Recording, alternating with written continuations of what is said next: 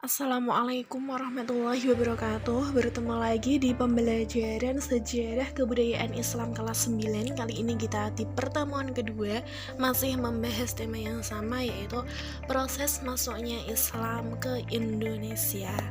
Pertama, kita akan membahas tentang teori masuknya Islam ke Indonesia.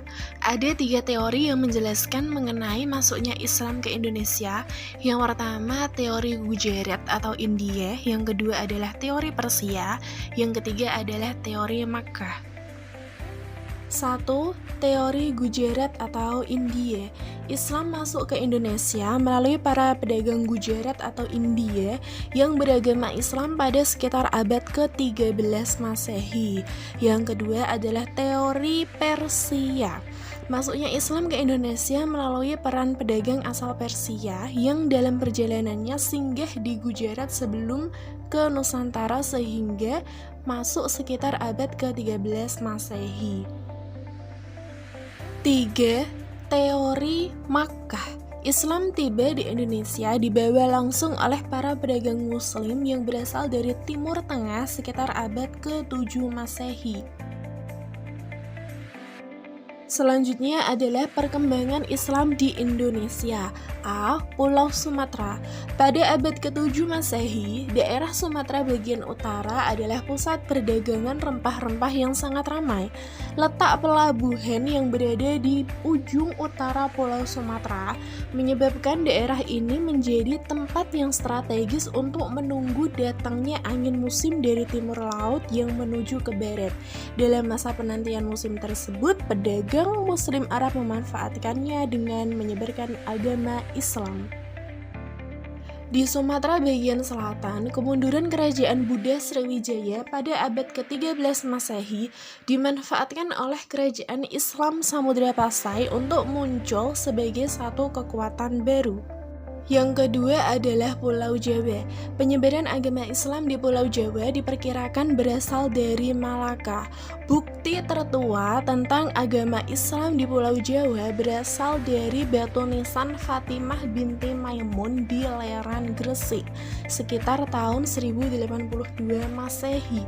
Setelah akhir abad ke-13 Masehi, bukti-bukti Islamisasi sudah banyak ditemukan di Pulau Jawa.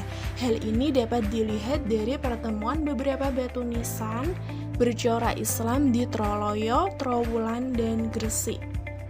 Pada waktu kerajaan Majapahit mengalami masa kemunduran, di awal abad ke-15 Masehi, kota-kota pelabuhan seperti Tuban dan Gresik muncul sebagai pusat penyebaran agama Islam. Dari kedua kota ini, pengaruh agama Islam menyebar ke kota-kota pelabuhan lain seperti Demak, bahkan sampai ke pelabuhan Maluku. Dari Demak, pengaruh Islam menyebar ke kota-kota pelabuhan yang merupakan daerah perdagangan yang sangat ramai, seperti Cirebon, Sunda Kelapa, dan Banten. Yang ketiga adalah Pulau Sulawesi.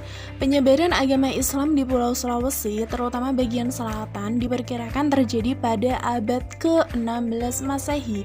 Di daerah ini, proses Islamisasi terjadi melalui konversi pusat kekuasaan atau istana keraton.